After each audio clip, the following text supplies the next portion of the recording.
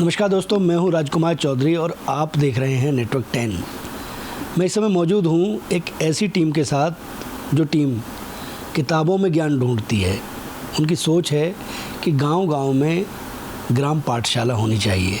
उन पाठशालाओं में जो गरीबी रेखा के नीचे जीवन यापन करने वाले बच्चे हैं वो जाकर तालीम हासिल लें और उन्हें कभी ये कमी नहीं होनी चाहिए कि भाई किताब नहीं थी तो वो पढ़ नहीं पाए। केवल यही सोच थी। इस सोच को लेकर 3 साल पहले एक मिशन शुरू हुआ। अब ये मिशन गांव-गांव जाने की तरफ अग्रसर है।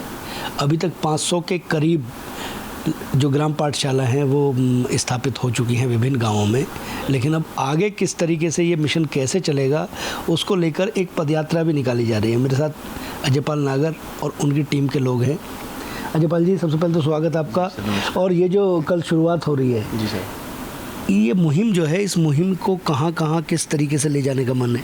सर कल देखिए जो ये गौतम बुद्ध नगर के घरभरा गांव से जो ये मिशन की कल पदयात्रा है, डीएम साहब कल इसका जो हरी झंडी दिखा करके इसका जो शुरुआत करने जा रहे हैं। ये 12 जिलों में, पश्चिमी उत्तर प्रदेश के ज़िलों में जाने वाले हैं हम लोग। और वहाँ हर ज़िले के लगभग 2 से 3 गाँव में हम लोग पहुँचेंगे।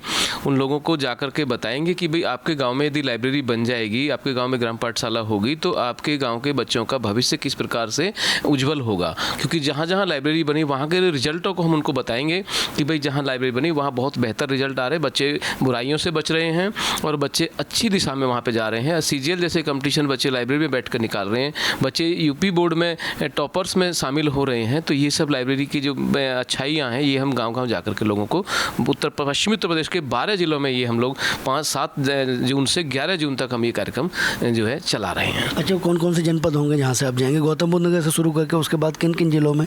जी, अभी गौतम बुद्ध नगर से शुरुआत करके फिर हम लोग बुलंदशहर जाएंगे, फिर हापुड़ जाएंगे, हापुड़ के बाद अमरोहा है, संभल है, संभल के बाद हम लोग बिजनौर, फिर मुजफ्फरनगर, सहारनपुर, शामली, आपका मेरठ और इस प्रकार से बागपत, गाजियाबाद में इस प्रकार 12 जनपदों में हम लोगों को पहुंचना है।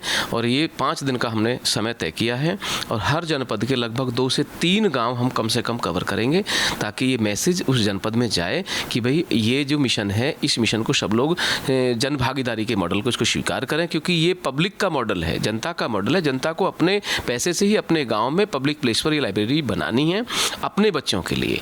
एक जैसे हम लोग गांवों में मंदिर बनाते हैं चंदा उगा करके, उसी प्रकार के उसी तर्ज पर हमको ये अपने अपने गाँव में ये पुस्तकालय बनाने हैं।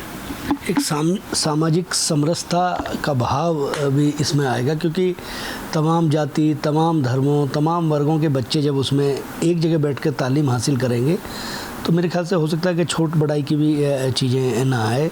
और इसको पाटने की बहुत आवश्यकता है। एक और सदस्य मौजूद हैं, क्या टिप्पणी करेंगे ये मिशन पे?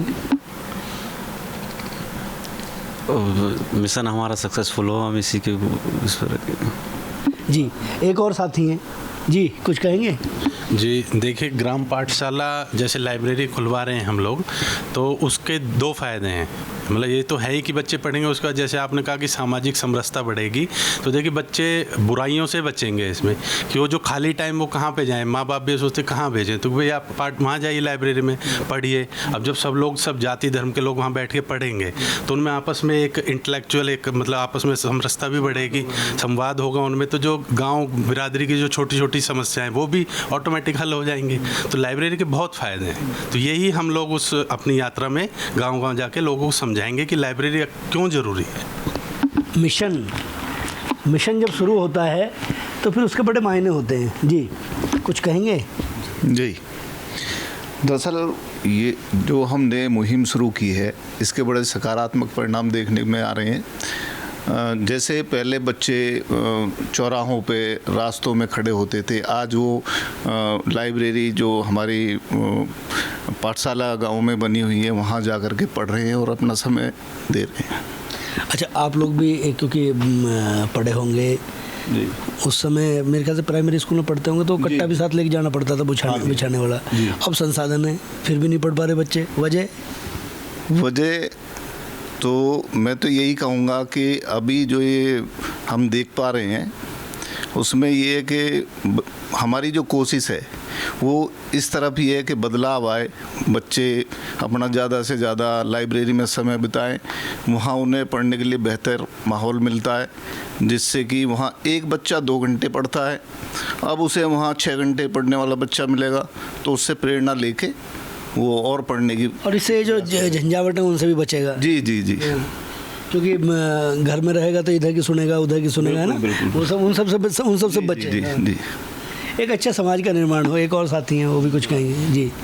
चलिए, खैर बहरहाल मिशन कोई भी हो, लेकिन उसमें पवित्रता बहुत ज़रूरी है। जिस तरीके से ग्राम पाठशाला की टीम काम कर रही है, सभी को इससे प्रेरणा लेनी चाहिए और अपने आसपास के माहौल को हम किस तरीके से सकारात्मक बना के रखें, इस बारे में सोचना चाहिए।